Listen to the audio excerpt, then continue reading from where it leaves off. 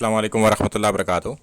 آج ہم رد کریں گے ان ناسبیوں کا جو دیوبندیوں میں بھرے ہوئے ہیں اور جو کہتے تو ہیں کہ وہ فقہ حنفیہ پر امام ابو حنیفہ کو اپنا امام اعظم مانتے ہیں مگر ان کی بات کو نہیں مانتے، جبکہ امام ابو حنیفہ مولا علی علیہ السلام سے محبت کرتے تھے، اور محبت کا بھی ان کا جو معیار تھا وہ یہ تھا کہ اہل شام سے متعلق جب ان سے سوال پوچھا گیا کہ یہ ہم سے کیوں بغض رکھتے ہیں تو انہوں نے بتایا کہ یہ جانتے ہیں، اہل شام یہ جانتے ہیں کہ اگر ہم اس دور میں ہوتے، یعنی کہ صفین کے دور میں ہوتے، تو ہم مولا علی علیہ السلام کی طرف سے معاویہ بن سفیان سے جنگ کرتے، یعنی کہ معاویہ بن سفیان کو وہ حق سے ہٹا ہوا مانتے تھے، اور آج یہ دیوبندی کہتے ہیں کہ صاحب وہ حق پر تھے۔ اچھا، پھر امام ابو حنیفہ نے باغی کے بارے میں بھی بتایا کہ باغی کسے کہتے ہیں۔ امام ابو حنیفہ کہتے ہیں کہ باغی کہتے ہیں حق سے جو ہٹ جائے۔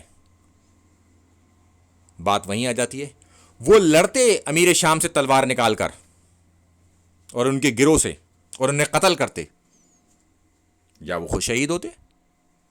جنگ کا دو ہی تو چیزیں ہیں، یا تو وہ قتل کریں گے یا شہید کر دیے جائیں گے۔ تو وہ تیار تھے امیر شام سے جنگ کرنے کے لیے، چونکہ وہ جانتے تھے کہ امیر شام معاویہ بن سفیان حق سے ہٹے ہوئے ہیں اور مولا علی علیہ السلام حق پر ہیں۔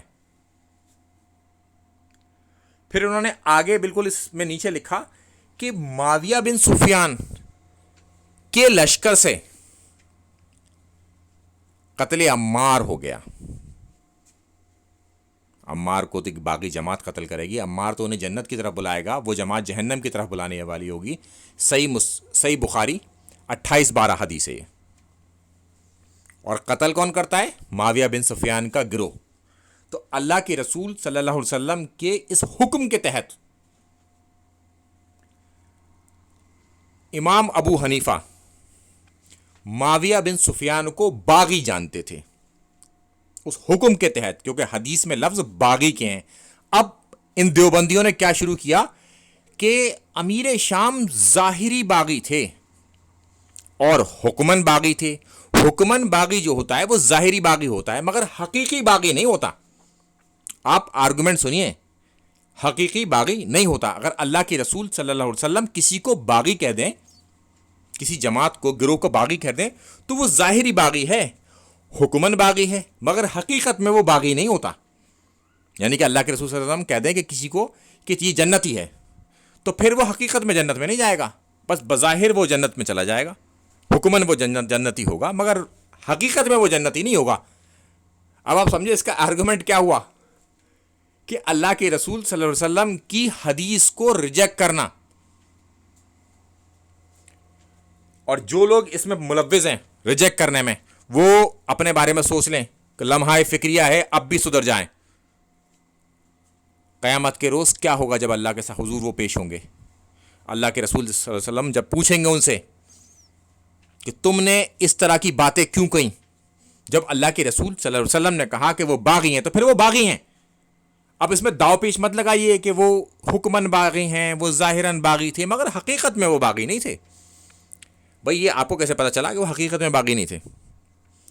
اللہ کے رسول صلی اللہ علیہ وسلم کو وحی کی تائید تھی، ان کو بتایا جاتا تھا اللہ کی طرف سے، انہوں نے بیان کیا، ہم مانیں گے، ہمیں کسی ڈیفینیشن کی ضرورت نہیں ہے۔ اللہ کے رسول صلی اللہ علیہ وسلم نے ایک ڈیفینیشن دے دی، بس وہی کافی ہے۔ ان کا حکم ہمارے لیے ڈیفینیشن ہے، ان کی ہر بات ہمارے لیے ایک رول ہے، اس رول کو ہمیں کراس نہیں کرنا، وہ ایک تھم رول ہے ہمارے لیے، ہم اسی پر چلیں گے، اور اسی پر چلنے پر ہمیں جنت ملے گی۔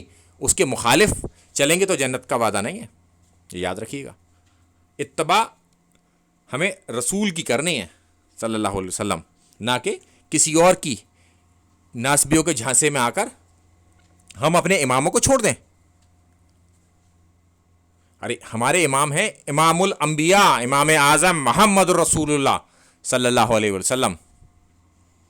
اور اگر کوئی